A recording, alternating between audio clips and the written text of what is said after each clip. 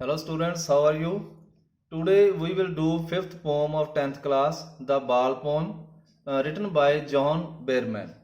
ਪੋਮ ਸ਼ੁਰੂ ਕਰਨ ਤੋਂ ਪਹਿਲਾਂ ਮੈਂ ਤੁਹਾਨੂੰ ਪੋਮ ਬਾਰੇ ਕੁਝ ਇੰਟਰੋਡਕਸ਼ਨ ਦੇ ਦੇਣਾ ਚਾਹੁੰਦਾ ਹਾਂ। ਇਸ ਪੋਮ ਵਿੱਚ ਇੱਕ ਬੱਚੇ ਦੇ ਲੌਜ਼ ਬਾਰੇ ਗੱਲ ਕੀਤੀ ਗਈ ਹੈ। ਇੱਕ ਛੋਟਾ ਬੱਚਾ ਹੈ, ਉਸ ਕੋਲ ਇੱਕ ਬਾਲ ਹੈ ਜੋ ਕਿ ਉਸ ਦੇ ਸਾਹਮਣੇ ਹੀ ਪਾਣੀ ਵਿੱਚ ਡਿੱਗ ਪੈਂਦੀ ਹੈ। ਬੱਚਾ ਹੈਲਪਲੈਸ ਹੈ, ਉਹ ਆਪਣੀ ਬਾਲ ਵਾਪਸ ਨਹੀਂ ਲਿਆ ਸਕਦਾ। ਤਾਂ ਉਹ ਕਿੰਨਾ ਜ਼ਿਆਦਾ ਦੁਖੀ ਹੁੰਦਾ ਹੈ, ਕਿੰਨਾ ਸੈਡ ਫੀਲ ਕਰਦਾ ਹੈ। ਤੇ ਪੋਇਟ ਇਸ ਪੋਮ ਵਿੱਚ ਉਸਨੂੰ ਸਮਝਾਉਣਾ ਚਾਹੁੰਦੇ ਹਨ ਕਿ ਇੰਨਾ ਦੁਖੀ ਉਹ ਨਾ ਹੋਵੇ। ਹੌਲੀ ਹੌਲੀ ਉਹ ਲੌਜ਼ ਨੂੰ ਸਹਿਣ ਕਰਨਾ ਸਿੱਖ ਜਾਵੇਗਾ। ਜਿਵੇਂ ਜਿਵੇਂ ਤੂੰ ਵੱਡਾ ਹੋਵੇਗਾ, ਤੇਰੀਆਂ ਬਹੁਤ ਸਾਰੀਆਂ ਪੋਜੈਸ਼ਨਸ ਹੋਣਗੀਆਂ, ਬਹੁਤ ਸਾਰੀਆਂ ਚੀਜ਼ਾਂ ਹੋਣਗੀਆਂ ਤੇਰੇ ਕੋਲ, ਤੇ ਉਹਨਾਂ ਵਿੱਚੋਂ ਬਹੁਤ ਸਾਰੀਆਂ ਚੀਜ਼ਾਂ ਤੇਰੇ ਕੋਲੋਂ ਦੂਰ ਹੋ ਜਾਣਗੀਆਂ। ਹੋ ਸਕਦਾ ਹੈ ਉਹ ਤੇਰੇ ਤੋਂ ਕੋਈ ਖੋਹ ਲਵੇਗਾ, ਤੇਰੇ ਤੋਂ ਗੁੰਮ ਹੋ ਜਾਣਗੀਆਂ, ਤੇ ਹੌਲੀ ਹੌਲੀ ਤੂੰ ਇਸ ਲੌਜ਼ ਨੂੰ ਬੀਅਰ ਕਰਨਾ ਸਿੱਖ ਜਾਵੇਂਗਾ, ਸਹਿਣਾ ਸਿੱਖ ਜਾਵੇਂਗਾ ਇਸ ਲੌਜ਼ ਨੂੰ, ਤੇ ਇੱਕ ਨਾਰਮਲ ਲਾਈਫ ਜਿਉਣਾ ਸਿੱਖ ਜਾਵੇਂਗਾ। So with this background, let's begin this chapter. I will discuss the difficult word meanings and explain the poem to you, and we will discuss the poetic devices also. What is the boy now who has lost his ball? ਇੱਥੇ poet ਕੀ ਕਹਿ ਰਿਹਾ ਹੈ ਕਿ ਉਹ ਲੜਕਾ ਹੁਣ ਕੀ ਕਰੇਗਾ। who has lost his ball, ਜਿਸਨੇ ਆਪਣੀ ਬਾਲ ਗਵਾ ਦਿੱਤੀ ਹੈ। what is he to do? ਇੱਥੇ ਥੋੜਾ ਜਿਹਾ ਜ਼ਿਆਦਾ ਜ਼ੋਰ ਪਾ ਕੇ ਪੋਇਟ ਕਹਿ ਰਹੇ ਹਨ ਕਿ ਉਹ ਹੁਣ ਕੀ ਕਰੇਗਾ। I saw it go merrily bouncing down the street and then merrily over there it is in the water. ਲੜਕਾ ਕੀ ਕਹਿ ਰਿਹਾ ਹੈ ਕਿ ਮੈਂ ਦੇਖਿਆ ਉਸਨੂੰ ਮੈਰੀਲੀ ਬਾਉਂਸਿੰਗ, ਖੁਸ਼ੀ ਖੁਸ਼ੀ ਉਛਲਦੇ ਹੋਏ ਜਾਂਦੇ, ਡਾਊਨ ਦਾ ਸਟਰੀਟ, ਗਲੀ ਦੇ ਵਿੱਚੋਂ ਦੀ, ਐਂਡ ਦੈਨ ਮੈਰੀਲੀ ਓਵਰ, ਅਤੇ ਫਿਰ ਖੁਸ਼ੀ ਖੁਸ਼ੀ there is in the water, ਅਤੇ ਖੁਸ਼ੀ ਖੁਸ਼ੀ ਉਹ ਕੀ ਹੈ, ਪਾਣੀ ਦੇ ਵਿੱਚ ਚਲੀ ਗਈ ਹੈ। ਕਲੀਅਰ। ਇਸ ਵਿੱਚ ਕੀ ਹੈ, ਹੁਣ ਇਹਨਾਂ ਲਾਈਨਾਂ ਦੇ ਵਿੱਚ ਪੋਇਟ ਕਹਿ ਰਿਹਾ ਹੈ ਕਿ ਬੱਚਾ ਜੋ ਹੈ ਉਸ ਦੀ ਬਾਲ ਲਾਸ ਹੋ ਗਈ ਹੈ, ਗੁੰਮ ਹੋ ਗਈ ਹੈ। ਉਹ ਕੀ ਹੈ, ਆਪਣੇ ਇਸ ਲਾਸ ਉੱਤੇ ਕੀ ਹੈ, ਬਹੁਤ ਜ਼ਿਆਦਾ ਦੁਖੀ ਹੈ, ਤੇ ਉਹ ਕੀ ਕਹਿ ਰਿਹਾ ਹੈ ਕਿ ਮੈਂ ਦੇਖ ਰਿਹਾ ਸੀ ਬਾਲ ਜੋ ਹੈ ਉਹ ਖੁਸ਼ੀ ਖੁਸ਼ੀ ਕੀ ਹੈ, ਉਛਲਦੇ ਹੋਏ ਗਲੀ ਦੇ ਵਿੱਚ ਦੀ ਪਾਣੀ ਦੇ ਵਿੱਚ ਮੇਰੇ ਸਾਹਮਣੇ ਹੀ ਚਲੀ ਗਈ। Second passage, no use to say oh there are other balls. ਉਹ ਦੇਅਰ ਆਰ ਅਦਰ ਬਾਲਸ, ਇਸ ਦਾ ਮੀਨਿੰਗ ਕੀ ਹੈ, the word suggest that the laws is not important enough to worry about. ਉਹ ਦੇਅਰ ਆਰ ਅਦਰ ਬਾਲਸ, ਇਸ ਦਾ meaning ਹੈ ਕਿ that loss is not important enough, ਕਿ ਜੇ ਇਹ ਜੋ ਘਾਟਾ ਹੈ ਉਹ ਇੰਨਾ ਜ਼ਿਆਦਾ ਮਹੱਤਵਪੂਰਨ ਨਹੀਂ ਹੈ, ਕੋਈ ਜ਼ਿਆਦਾ ਵੱਡਾ ਘਾਟਾ ਨਹੀਂ ਹੈ ਕਿ ਜਿਸ ਬਾਰੇ ਚਿੰਤਾ ਕੀਤੀ ਜਾਵੇ। ਐਨ ਅਲਟੀਮੇਟ ਸ਼ੇਕਿੰਗ ਗਰੀਫ ਫਿਕਸਸ ਦਾ ਬॉय। ਅਲਟੀਮੇਟ ਕੀ ਹੁੰਦਾ, ਦਾ ਮੈਕਸੀਮਮ ਲਿਮਿਟ, ਬਹੁਤ ਜ਼ਿਆਦਾ ਲਿਮਿਟ ਤੱਕ। ਸ਼ੇਕਿੰਗ ਗਰੀਫ, ਇੱਕ ਕੰਬਾ ਦੇਣ ਵਾਲਾ ਦੁੱਖ। ਫਿਕਸਸ ਦਾ ਬॉय, ਉਹ ਲੜਕਾ ਇੰਨਾ ਜ਼ਿਆਦਾ ਦੁਖੀ ਹੈ ਕਿ ਕੰਬ ਰਿਹਾ ਹੈ, ਇੱਕ ਥਾਂ ਤੇ ਕੀ ਹੈ, ਉਹ ਫਿਕਸ ਹੋ ਕੇ ਖੜਾ ਹੈ। ਐਜ਼ ਹੀ ਸਟੈਂਡਸ ਰਿਗਡ, ਰਿਗਡ ਕੀ ਹੁੰਦਾ, ਸਟਿਫ, ਕਿਵੇਂ ਖੜਾ ਹੈ, ਉਹ ਬਿਲਕੁਲ ਆਕੜਿਆ ਹੋਇਆ ਉੱਥੇ ਖੜਾ ਹੈ, ਅਤੇ ਉਸਨੂੰ ਕੁਝ ਵੀ ਸਮਝ ਨਹੀਂ ਆ ਰਹੀ ਕਿ ਉਹ ਕੀ ਕਰੇ। ਟਰੈਂਬਲਿੰਗ, ਕੰਬ ਰਿਹਾ ਹੈ। ਸਟੇਰਿੰਗ ਡਾਊਨ, ਥੱਲੇ ਵੇਖ ਰਿਹਾ ਹੈ, ਕਿਉਂਕਿ ਬਹੁਤ ਜ਼ਿਆਦਾ ਨਿਰਾਸ਼ ਹੈ, ਕਿਉਂਕਿ ਉਸਦੀ ਬਾਲ ਉਸ ਤੋਂ ਕੀ ਹੈ, ਦੂਰ ਚਲੀ ਗਈ ਹੈ, ਪਾਣੀ ਵਿੱਚ ਚਲੀ ਗਈ ਹੈ। ਉਹ ਲੜਕਾ ਕੀ ਹੈ, ਉੱਥੇ ਖੜਾ ਕੰਬ ਰਿਹਾ ਹੈ, ਇੱਕ ਥਾਂ ਤੇ ਫਿਕਸ ਹੋ ਕੇ ਖੜਾ ਹੈ, ਅਤੇ ਬਹੁਤ ਜ਼ਿਆਦਾ ਦੁਖੀ ਹੈ। All his young days into the harbour where his ball went. ਉਸਨੂੰ ਕੀ ਮਹਿਸੂਸ ਹੋ ਰਿਹਾ ਹੈ ਕਿ ਉਸਦੇ ਜੋ ਸਾਰੇ ਯੰਗ ਡੇਜ਼ ਸਨ, ਬਚਪਨ ਦੇ ਦਿਨ ਸਨ, ਖੁਸ਼ੀ ਵਾਲੇ ਦਿਨ ਸਨ, ਉਹ ਕੀ ਹੈ, ਉਸ ਬਾਲ ਦੇ ਨਾਲ ਹੀ ਉਸ ਪਾਣੀ ਵਿੱਚ ਚਲੇ ਗਏ ਹਨ। ਜਿੱਥੇ ਉਸਦੀ ਬਾਲ ਚਲੀ ਗਈ ਹੈ ਉੱਥੇ ਹੀ ਚਲੇ ਗਏ ਹਨ। ਨੋ ਯੂਜ਼ ਟੂ ਸੇ, ਕੋਈ ਫਾਇਦਾ ਨਹੀਂ ਹੈ। ਪੋਇਟ ਕਹਿ ਰਿਹਾ ਹੈ ਕਿ ਕੋਈ ਫਾਇਦਾ ਨਹੀਂ ਹੈ, ਬੱਚੇ ਨੂੰ ਇਹ ਗੱਲ ਕਹਿਣ ਦਾ ਕੋਈ ਫਾਇਦਾ ਨਹੀਂ ਹੈ। ਉਹ ਦੇਅਰ ਆਰ ਅਦਰ ਬਾਲਸ, ਕਿ ਹੋਰ ਬਾਲਸ ਹੈਗੀਆਂ ਹਨ, ਇਹ ਕਹਿਣ ਦਾ ਕੋਈ ਫਾਇਦਾ ਨਹੀਂ ਹੈ। ਠੀਕ ਹੈ।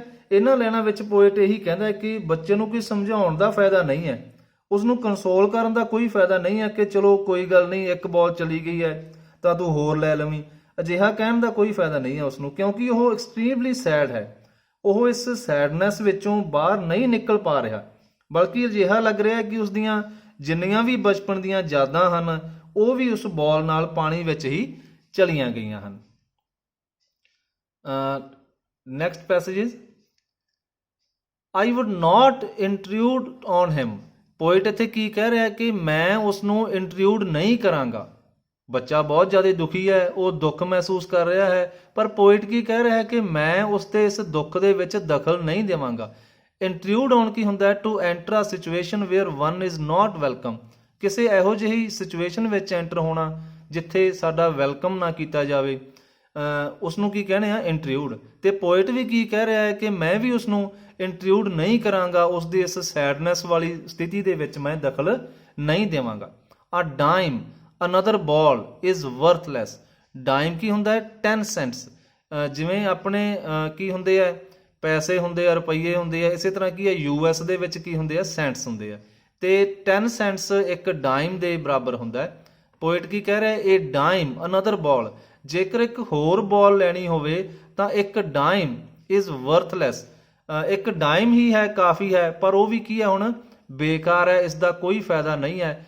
ਰਕਮ ਤਾਂ ਕੋਈ ਜ਼ਿਆਦਾ ਨਹੀਂ ਹੈ, ਇੱਕ ਡਾਈਮ ਦੀ ਆ ਜਾਵੇਗੀ, ਪਰ ਇਹ ਕੀ ਹੈ? ਯੂਜ਼ਲੈਸ ਹੋਵੇਗਾ। ਇਹ ਗੱਲ ਵੀ ਕਹਿਣਾ, ਕਿਉਂਕਿ ਉਸ ਬੱਚੇ ਦੀਆਂ ਕੀ ਹੈ ਫੀਲਿੰਗਸ ਉਸ ਬਾਲ ਦੇ ਨਾਲ ਜੁੜੀਆਂ ਹੋਈਆਂ ਸਨ। ਨਾਓ ਹੀ ਸੈਂਸਸ ਫਸਟ ਰਿਸਪੌਂਸਿਬਿਲਿਟੀ। ਹੁਣ ਜਦੋਂ ਉਹ ਬਾਲ ਦਾ ਲਾਸ ਹੋ ਗਿਆ ਹੈ, ਬਾਲ ਚਲੀ ਗਈ ਹੈ, ਤੇ ਉਹ ਕੀ ਹੈ? ਬੱਚਾ ਆਪਣੀ ਰਿਸਪੌਂਸਿਬਿਲਿਟੀ ਨੂੰ ਹੁਣ ਸਮਝ ਰਿਹਾ ਹੈ ਕਿ ਉਸ ਬਾਲ ਨੂੰ ਆਪਣੇ ਕੋਲ ਸੰਭਾਲ ਕੇ ਰੱਖਣਾ ਉਸਦੀ ਰਿਸਪੌਂਸਿਬਿਲਿਟੀ ਸੀ। ਹੁਣ ਉਹ ਕੀ ਮਹਿਸੂਸ ਕਰ ਰਿਹਾ ਹੈ? He senses first responsibility in a world of possessions. ਇਹ ਜੋ ਸੰਸਾਰ ਹੈ ਨਾ ਪੋਜੈਸ਼ਨਸ ਦਾ, ਪੋਜੈਸ਼ਨਸ ਕੀ ਹੁੰਦੀਆਂ? ਜੋ ਅਸੀਂ ਆਪਣੇ ਕੋਲ ਚੀਜ਼ਾਂ ਰੱਖਦੇ ਹਾਂ, ਸਾਡੇ ਕੋਲ ਹੈ, ਜਿਨ੍ਹਾਂ ਉੱਪਰ ਸਾਡਾ ਹੱਕ ਹੈ। ਇਸ ਪੋਜੈਸ਼ਨਸ ਦੇ ਵਰਡ ਵਿੱਚ, ਸੰਸਾਰ ਵਿੱਚ ਹੁਣ ਉਹ ਕੀ ਆਪਣੀ ਫਸਟ ਰਿਸਪੌਂਸਿਬਿਲਿਟੀ ਫੀਲ ਕਰ ਰਿਹਾ ਹੈ। ਭਾਵੇਂ ਉਸਨੂੰ ਇਹ ਘਾਟਾ ਪੈ ਗਿਆ, ਉਸਦੀ ਬਾਲ ਚਲੀ ਗਈ, ਪਰ ਹੁਣ ਉਹ ਫੀਲ ਕਰ ਰਿਹਾ ਹੈ ਕਿ ਉਹ ਮੇਰੀ ਸੀ, ਮੈਂ ਉਸ ਨੂੰ ਸਾਂਭ ਕੇ ਰੱਖਣਾ ਸੀ, ਮੇਰੀ responsibility C. People will take balls, balls will be lost always. ਇੱਥੇ ਬਾਲਸ ਦਾ ਮੀਨਿੰਗ ਕੀ ਪੋਇਟ ਕਹਿਣਾ ਚਾਹ ਰਿਹਾ ਹੈ ਕਿ ਲੋਕਾਂ ਦੇ ਕੋਲ ਕੀ ਹੈ? ਬਾਲਸ ਹੋਣਗੀਆਂ। ਪੀਪਲ ਵਿਲ ਟੇਕ ਬਾਲਸ, ਇੱਥੇ ਬਾਲਸ ਲਿਟਰਲੀ ਬਾਲਸ ਦੀ ਗੱਲ ਨਹੀਂ ਕੀਤੀ ਜਾ ਰਹੀ, ਹੋਰ ਬਹੁਤ ਸਾਰੀਆਂ ਚੀਜ਼ਾਂ ਲੋਕਾਂ ਦੇ ਕੋਲ ਹੁੰਦੀਆਂ ਹਨ। ਬੱਚੇ ਨੂੰ ਵੀ ਇਹੀ ਸਮਝਾਉਣ ਦੀ ਕੋਸ਼ਿਸ਼ ਕਰ ਰਿਹਾ ਕਿ ਤੇਰੇ ਕੋਲ ਵੀ ਬਹੁਤ ਸਾਰੀਆਂ ਚੀਜ਼ਾਂ ਹੋਣਗੀਆਂ, ਹੋਰ ਜੀਵਨ ਵਿੱਚ ਤੂੰ ਬਹੁਤ ਕੁਝ ਪ੍ਰਾਪਤ ਕਰੇਗਾ। Balls will be lost always little boy. ਪਰ ਜੋ ਬਾਲਸ ਹਨ ਉਹ ਕੀ ਹੈ? ਕਈ ਵਾਰ ਹਮੇਸ਼ਾ ਲਈ ਸਾਡੇ ਤੋਂ ਲੋਸਟ ਹੋ ਜਾਂਦੀਆਂ ਹਨ, ਹਮੇਸ਼ਾ ਲਈ ਸਾਡੇ ਤੋਂ ਚਲੀਆਂ ਜਾਂਦੀਆਂ ਹਨ। ਪੋਇਟ ਕਹਿ ਰਿਹਾ ਕਿ ਸਾਡੇ ਕੋਲ ਬੜੀਆਂ ਚੀਜ਼ਾਂ ਜੀਵਨ ਵਿੱਚ ਹੁੰਦੀਆਂ ਹਨ। ਅੱਜ ਤਾਂ ਚਲੋ ਤੇਰਾ ਇੱਕ ਬਾਲ ਦਾ ਇੱਕ ਲਾਸ ਹੋਇਆ ਹੈ, ਪਰ ਹੋਰ ਵੀ ਬਹੁਤ ਸਾਰੀਆਂ ਚੀਜ਼ਾਂ ਹੁੰਦੀਆਂ ਹਨ ਜੀਵਨ ਵਿੱਚ ਜੋ ਸਾਡੇ ਤੋਂ ਦੂਰ ਚਲੀਆਂ ਜਾਂਦੀਆਂ ਹਨ। ਉਹਨਾਂ ਦਾ ਲਾਸ ਵੀ ਕੀ ਹੈ? ਸਾਨੂੰ ਸਹਿਣਾ ਪੈਂਦਾ ਹੈ। ਇਸ ਵਿੱਚ ਅਸਲ ਵਿੱਚ ਕੀ ਹੈ? ਪੋਇਟ ਬੱਚੇ ਨੂੰ ਇਹੀ ਸਮਝਾਉਣ ਦੀ ਕੋਸ਼ਿਸ਼ ਕਰ ਰਿਹਾ ਹੈ ਕਿ ਉਸ ਨੂੰ ਕੀ ਹੈ? ਇਹਨਾਂ ਚੀਜ਼ਾਂ ਨੂੰ ਜੋ ਲਾਜ਼ ਹੈ, ਇਸ ਨੂੰ ਸਹਿਣ ਦੀ ਕੀ ਹੈ? ਇੱਕ ਕਪੈਸਿਟੀ ਆਪਣੇ ਵਿੱਚ ਪੈਦਾ ਕਰਨੀ ਚਾਹੀਦੀ ਹੈ। And no one buys a ball back, money is external. ਹੁਣ ਕੀ ਲਿਖਿਆ ਗਿਆ ਹੈ ਕਿ and no one buys a ball back, ਅਤੇ ਜ਼ਰੂਰੀ ਨਹੀਂ ਕਿ ਹਰ ਕੋਈ ਉਹਨਾਂ ਬਾਲਸ ਨੂੰ ਵਾਪਸ ਪ੍ਰਾਪਤ ਕਰ ਲਵੇ। ਮਨੀ ਇਜ਼ ਐਕਸਟਰਨਲ, ਮਨੀ ਤਾਂ ਇੱਕ ਬਾਹਰਲੀ ਚੀਜ਼ ਹੈ, ਐਕਸਟਰਨਲ ਹੈ। ਕਈ ਵਾਰ ਸਾਡੇ ਲਾਸ ਜੋ ਹੁੰਦੇ ਹਨ ਉਹ ਇਸ ਤਰ੍ਹਾਂ ਦੇ ਹੁੰਦੇ ਹਨ ਕਿ ਜਿਨ੍ਹਾਂ ਨੂੰ ਅਸੀਂ ਦੁਬਾਰਾ ਪ੍ਰਾਪਤ ਹੀ ਨਹੀਂ ਕਰ ਸਕਦੇ। ਸਾਡੀਆਂ ਅੰਦਰਲੀਆਂ ਭਾਵਨਾਵਾਂ ਹੁੰਦੀਆਂ ਹਨ, ਕਈ ਵਾਰੀ ਉਹਨਾਂ ਦਾ ਲਾਸ ਹੋ ਜਾਂਦਾ ਹੈ, ਉਹਨਾਂ ਨੂੰ ਕੋਈ ਠੇਸ ਲੱਗਦੀ ਹੈ, ਪਰ ਉਹਨਾਂ ਚੀਜ਼ਾਂ ਨੂੰ ਕੀ ਹੈ? ਅਸੀਂ ਦੁਬਾਰਾ ਉਹ ਚੀਜ਼ਾਂ ਪ੍ਰਾਪਤ ਨਹੀਂ ਕਰ ਸਕਦੇ। ਜਿਵੇਂ ਕਿਸੇ ਤੇ ਅਸੀਂ ਵਿਸ਼ਵਾਸ ਕਰਦੇ ਹਾਂ ਬਹੁਤ, ਉਹ ਵਿਸ਼ਵਾਸ ਜਦ ਟੁੱਟ ਜਾਂਦਾ ਹੈ ਅਸੀਂ ਉਸ ਚੀਜ਼ ਨੂੰ ਦੁਬਾਰਾ ਪ੍ਰਾਪਤ ਨਹੀਂ ਕਰ ਸਕਦੇ। ਇਸ ਤਰ੍ਹਾਂ ਦੀਆਂ ਬੜੀਆਂ ਗੱਲਾਂ ਹੁੰਦੀਆਂ ਹਨ ਜਿਨ੍ਹਾਂ ਨੂੰ ਅਸੀਂ ਦੁਬਾਰੇ ਪ੍ਰਾਪਤ ਨਹੀਂ ਕਰ ਸਕਦੇ। ਬੜੀਆਂ ਚੀਜ਼ਾਂ ਨੂੰ ਅਸੀਂ ਕੀ ਆ ਗਵਾ ਦਿੰਦੇ ਹਾਂ ਜ਼ਿੰਦਗੀ ਦੇ ਵਿੱਚ। ਮਨੀ ਇਜ਼ ਐਕਸਟਰਨਲ, ਮਨੀ ਤਾਂ ਇੱਕ ਬਾਹਰਲੀ ਚੀਜ਼ ਹੈ। ਜੇਕਰ ਅਸੀਂ ਕੋਈ ਸੋਲਿਡ ਚੀਜ਼ ਨੂੰ ਲੋਸ ਕਰ ਦਿੰਦੇ ਹਾਂ, ਚਲੋ ਆਪਣਾ ਕੋਈ ਮਟੀਰੀਅਲਿਸਟਿਕ ਚੀਜ਼ ਹੈ, ਉਸ ਨੂੰ ਅਸੀਂ ਪੈਸੇ ਦੇ ਨਾਲ ਪ੍ਰਾਪਤ ਕਰ ਲੈਂਦੇ ਹਾਂ, ਪਰ ਇਹ ਕੀ ਹੈ? ਕਈ ਚੀਜ਼ਾਂ ਇਹੋ ਜਿਹੀਆਂ ਹੁੰਦੀਆਂ ਹਨ ਜਿਨ੍ਹਾਂ ਨੂੰ ਅਸੀਂ ਪੈਸੇ ਨਾਲ ਵੀ ਪ੍ਰਾਪਤ ਨਹੀਂ ਕਰ ਸਕਦੇ ਤੇ ਉਹ ਸਾਡੇ ਤੋਂ ਸਦਾ ਦੇ ਲਈ ਚਲੀਆਂ ਜਾਂਦੀਆਂ ਹਨ। ਇਹੀ ਗੱਲ ਪੋਇਟ ਸਮਝਾਉਣ ਦੀ ਕੋਸ਼ਿਸ਼ ਕਰ ਰਿਹਾ ਬੱਚੇ ਨੂੰ ਕਿ ਉਸ ਨੂੰ ਵੀ ਕੀ ਹੈ? ਇਸ ਨੁਕਸਾਨ ਨੂੰ, ਇਸ ਲਾਸ ਨੂੰ ਕੀ ਹੈ? ਸਹਿਣ ਕਰਨ ਦੀ ਕੋਸ਼ਿਸ਼ ਕਰਨੀ ਚਾਹੀਦੀ ਹੈ, ਕਿਉਂਕਿ ਜੀਵਨ ਵਿੱਚ ਬੜੇ ਸਾਰੇ ਲਾਸ ਹੁੰਦੇ ਹੀ ਰਹਿੰਦੇ ਹਨ। ਅੱਗੇ ਵੀ ਉਸ ਨੂੰ ਜੀਵਨ ਵਿੱਚ ਕਈ ਤਰ੍ਹਾਂ ਦੇ ਘਾਟਿਆਂ ਦਾ ਸਾਹਮਣਾ ਕਰਨਾ ਪਵੇਗਾ। ਉਸ ਨੂੰ ਕੀ ਹੈ? ਇਸ ਲਾਸ ਨੂੰ ਸਮਝਣ ਦੀ ਕੋਸ਼ਿਸ਼ ਕਰਨੀ ਚਾਹੀਦੀ ਹੈ ਕਿ ਮੈਂ ਕਿਸ ਤਰ੍ਹਾਂ ਇਸ ਲਾਸ ਨੂੰ ਸਹਿਣ ਕਰ ਸਕਦਾ ਹਾਂ। he is learning well behind his desperate eyes। ਹੁਣ ਪੋਇਟ ਇਹ ਵੀ ਕਹਿ ਰਿਹਾ ਹੈ ਕਿ ਉਹ ਸਿੱਖ ਰਿਹਾ ਹੈ, he is learning, ਤਾਂ ਹੀ ਉਹ ਕਹਿ ਰਿਹਾ ਹੈ ਨਾ ਪੋਇਟ ਕਿ ਮੈਂ ਦਖਲ ਨਹੀਂ ਦੇਵਾਂਗਾ। ਉਹ ਜੋ ਵੀ ਦੁਖੀ ਹੋ ਰਿਹਾ ਹੈ ਉਸਨੂੰ ਦੁਖੀ ਹੋਣ ਦਿਓ, ਮੈਂ ਉਸਦੇ ਦੁੱਖ ਵਿੱਚ ਦਖਲ ਉਸਨੂੰ ਨਹੀਂ ਦੇਵਾਂਗਾ, ਉਸਨੂੰ ਕੰਸੋਲ ਨਹੀਂ ਕਰਾਂਗਾ, ਕਿਉਂਕਿ ਇਸੇ ਤਰ੍ਹਾਂ ਹੀ ਉਸਨੂੰ ਜੀਵਨ ਦਾ ਤਜਰਬਾ ਹੋਵੇਗਾ। Well behind is desperate eyes. Desperate ਕੀ ਹੁੰਦਾ? ਹੋਪਲੈਸ। ਜਦ ਸਾਨੂੰ ਕੋਈ ਆਸ ਹੀ ਨਾ ਹੋਵੇ ਕਿ ਅਸੀਂ ਜੋ ਚੀਜ਼ ਗਵਾ ਦਿੱਤੀ ਆ ਉਹ ਸਾਨੂੰ ਦੁਬਾਰਾ ਪ੍ਰਾਪਤ ਹੋਵੇਗੀ, ਅਸੀਂ ਹੋਪਲੈਸ ਹੋਈਏ। ਆਪਣੀਆਂ ਹੋਪਲੈਸ ਆਈਜ਼ ਦੇ ਪਿੱਛੇ, ਬੇਬਸ ਆਈਜ਼ ਦੇ ਪਿੱਛੇ ਕੋਈ ਵੀ ਉਸਨੂੰ ਆਸ ਨਹੀਂ ਹੈ ਕਿ ਉਸਨੂੰ ਉਸਦੀ ਬੋਲ ਪ੍ਰਾਪਤ ਹੋਵੇਗੀ। ਉਹ ਕੀ ਹੈ? ਸੋਚ ਰਿਹਾ ਹੈ, ਸਿੱਖ ਰਿਹਾ ਹੈ ਕੁਝ।